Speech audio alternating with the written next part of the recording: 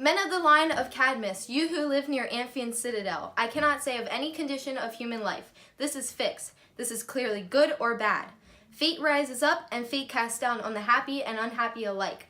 No man can foretell his fate.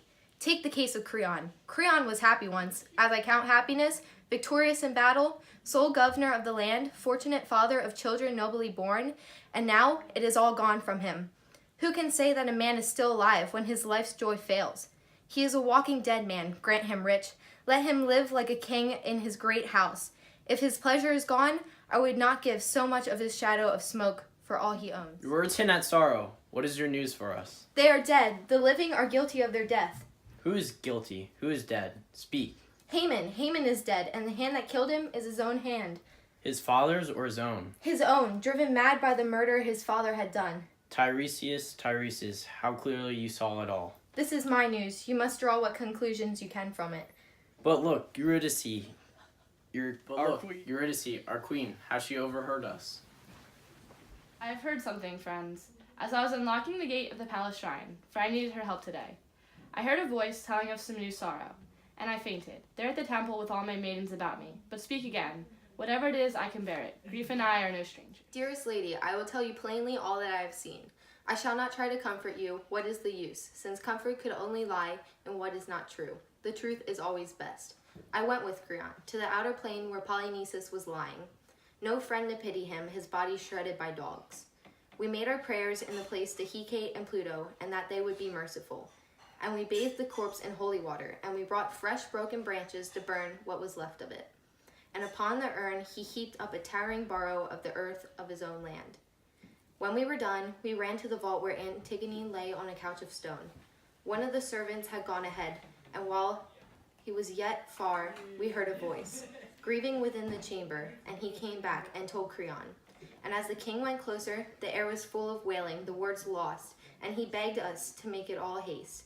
Am I a prophet, he said weeping, and I must walk this road, the saddest of all that I have gone before? My son's voice calls on me. Oh, quickly, quickly, look through the crevice there, and tell me if it is Haman or some deception. He obeyed, and in the cavern's furthest corner we saw her lying. She had made a noose of her fine linen veil and hanged herself. Haman lay beside her, his arms about her waist, lamenting her, his love lost underground, crying out that it was his father who had stolen her away from him. When Creon saw him, the tears rushed into his eyes, and he called to him. What have you done, child? Speak to me. What are you thinking that makes your eyes so strange? Oh, my son, I come to you on my knees, but Haman spat in his face. He said not a word. Staring, he suddenly drew his sword and lunged. Creon shrank back, the blade missed, and oh, the boy, desperate against himself, drove it half its length onto his own side. And as he died, he gathered Antigone close in his arms, choking, his blood bright red on her white cheek.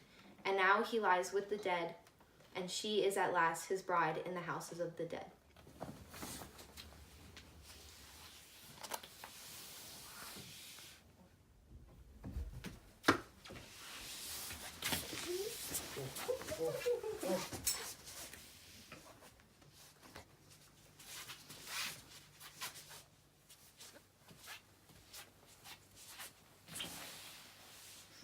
She has left us without a word. What can this mean?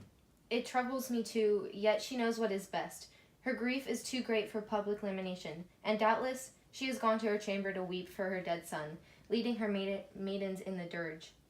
It may be so, but I fear this deep silence.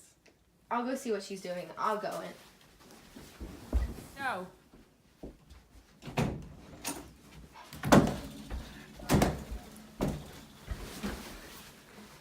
But here's the king, oh look at him, bearing his own damnation in his arms. Nothing you can say can touch me anymore. My own blind heart has brought me from darkness to final darkness. Here you see, the father murdering the murdered son. All my civic wisdom. Haman, my son, so young to die. I was a fool, not you, and you died for me. That is the truth, but you were late in learning it. This truth is hard to bear. Surely a God has crushed me beneath the hugest weight of heaven, and driven me headlong a barbaric way, to trample out the thing I held most dear, the pains that men will take to come to pain. The burden you carry in your hands is heavy, but it is not all. You will find more in your house. What burden worse than this shall I find here? The queen is dead. O port of death, death world, is there no pity for me? And you, angel of evil, I was dead, and your wounds are death again. Is it true, boy? Can it be true? Is my wife death? Has death bred death? You can see for yourself. Oh, pity! All true, and more than I can bear. Oh, my wife, my She son! stood before the altar, and her heart welcomed the knife, her own hand guided. And a great cry burst from her lips, for Megaris is dead. And for Haman's dead, her sons, and her last breath was a curse for her father, the murderer of her sons. And she fell. The dark flowed in through her closing eyes. Oh, God, I'm sick with fear. Are there no swords here? Has no one a blow for me? Her curse is upon you for the deaths of you both. It is right that it should be. I alone am guilty. I know it, and I say it. Lead me in. Quickly, friends. I've neither life nor substance. Lead me in. You are right, if there can be right in so much wrong. The briefest way is best in a world of sorrow. Let it come. Let death come quickly and be kind to me. I would not ever see the sun again.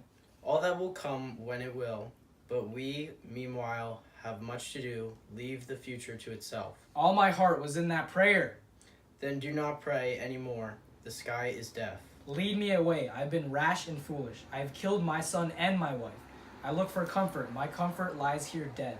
Whenever my hands have touched has come to nothing. Fate has brought all my pride to a thought of dust. There is no happiness where there is no wisdom. No wisdom but in submission to the gods. Big words are always punished, and proud men in old age learn to be wise.